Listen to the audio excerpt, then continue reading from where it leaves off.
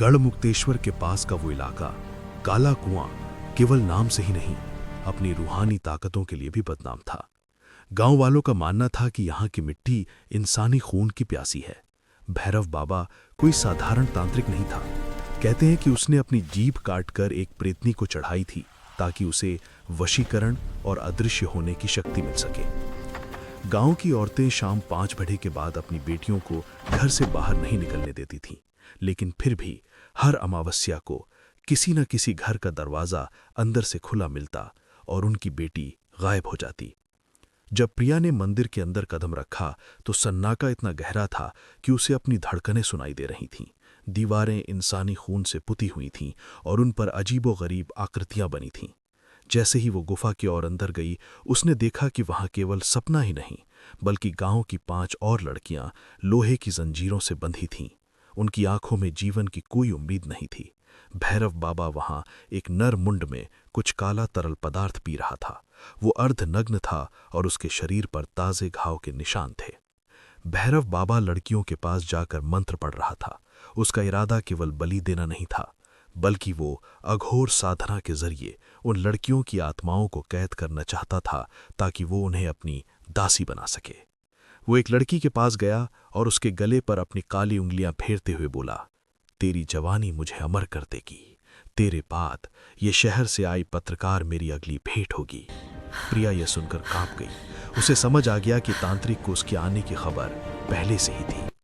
जब प्रिया पकड़ी गई तो उसे एक ऐसी कोठरी में डाला गया जहां पहले से ही मरी हुई लड़कियों के अवशेष थे। रात के 2 बजे जब बलि का समय शुरू हुआ, तांत्रिक ने एक बड़ा खंजर निकाला।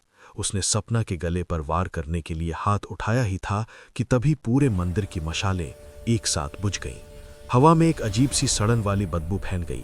अचानक मंदिर के कोने कोने से उन लड़कियों की रूहें प्रकट होने लगीं जिनकी बलि पहले दी जा चुकी थीं। वे रूहें रो नहीं रही थीं बल्कि गुस्से में चिल्ला रही थीं। ये प्रिया के लिए सबसे बड़ा सस्पेंस था।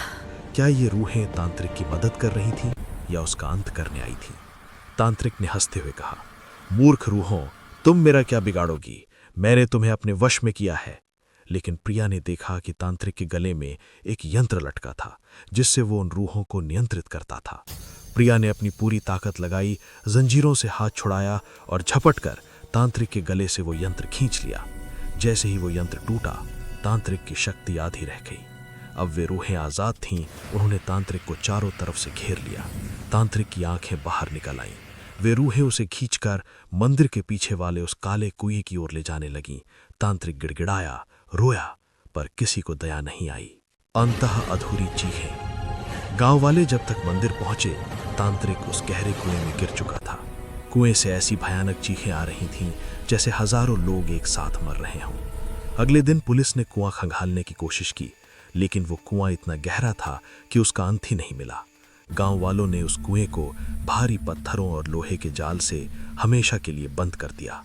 आज भी लोग कहते हैं कि अमावस्या की रात को उस कुएं के पास से किसी के हंसने और रोने की आवाजें आती हैं। तांत्रिक भैरव बाबा की मौत को 5 साल बीत चुके थे। काला कुआं गांव अब शांत दिखने लगा था, लेकिन वो शांति तूफान से पहले की खामोशी थी। गांव वालों ने उस कुएं को मोटे लोहे के जाल और पवित्र मंत्रों वाली जंजीरों से बांध दिया था।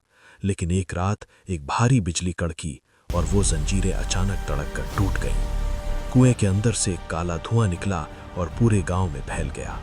भैरव बाबा मरकर भी खत्म नहीं हुआ था। वो अब एक पिशाच बन चुका था जो पहले से कहीं ज्यादा शक्तिशाली और क्रूर था। प्रिया, जो अब एक मशहूर पैरानॉर्मल इन्वेस्टिगेटर बन चुकी थी, उसे रात में अजीब सपने आने लगे थे। उसे सपने में वही तांत्रिक दिखाई देता जो खून से लथपथ होकर उससे कहता, मैं वापस आ रहा हूं अपना अधूरा काम पूरा करने। प्रिया को लगा कि कुछ तो गलत है। वो दोबारा उस गांव पहुंची, लेकिन इस बार गांव का नजारा बदला हुआ था। गांव के लोग अब इंसान नहीं बल्कि चलती फिरती लाशों की तरह लग रहे थे। उनकी आंखें सफेद हो चुकी थीं और वो तांत्रिक के गुलाम बन चुके थे। तांत्रिक की रूह ने गांव के सरपंच की बेटी काव्या के शरीर पर कब्जा कर लिया था। अब वो मंदिर के खंडहरों में नहीं बल्कि गांव के बीचों बीच बने एक पुराने बंगले में अपनी काली दुनिया बसा चुका था। जब प्रिया उस बंगले में घुसी तो उसने देखा कि तांत्रिक काव्या के शरीर में एक बड़ी कढ़ाई में उबलता हुआ खून रखे बैठा था। वो अब केवल बलि नहीं दे रहा था, बल्कि वो उन लड़कियों के शरीर का इस्तेमाल करके खुद को एक मांस मज्जा का शरीर देना चाहता था। वो लड़कियों के साथ बहुत ही अमानवीय और घिनौना व्यवहार कर रहा था ताकि उनके डर से उसकी शक्ति बढ़े। प्रिया ने देखा कि बंगले की दीवारों पर हजारों हाथ छप रहे थे। ये उन रूहों के हाथ थे जिन्हें तांत्रिक ने पिछले जन्म में मारा था, लेकिन इस बार तांत्रिक ने उन्हें कैद कर लिया था। अचानक तांत्रिक काव्या की आवाज में बोला, प्रिया, मैंने तेरा इंतजार किया। मुझे एक ऐसा शरीर चाहिए जो शुद्ध हो, और तेरा शरीर मेरी आत्मा के लिए सबसे सही है। तभी प्रिया को पता चला कि गांव का छोटा सा लड़का जो उसकी मदद कर रहा था, वो कोई इंसान नहीं बल्कि तांत्रिक का ही एक जाल था। उस लड़के ने प्रिया के पैर पकड़ लिए और वो उसे घसीटते हुए वेदी की तरफ ले जाने लगा। तांत्रिक ने अपनी खौफनाक हंसी हंसी और प्रिया के कपड़ों पर मंत्रों वाला पानी छिड़क दिया, जिससे वो हिल भी नहीं पा रही थी। तांत्रिक ने खंजर निकाला और जैसे ही प्रिया के सीने में उतारने वाला था, प्रिया ने अपने गले में पहनी रुद्राक्ष की माला तांत्रिक के माथे पर मार दी। एक जोरदार धमाका हुआ। तांत्रिक की रूह काव्या के शरीर से बाहर निकलकर हवा में झूलने लगी। वो एक विकराल काला साया बन गया जिसके 10 सिर थे। प्रिया ने अपनी बैग से गंगा जल और अभिमंत्रित राख निकाली और चारों तरफ एक सुरक्षा घेरा बना लिया। उसने मंदिर की पुरानी घंटी बजाई, जिसकी आवाज से तांत्रिक की शक्ति क्षीण होने लगी।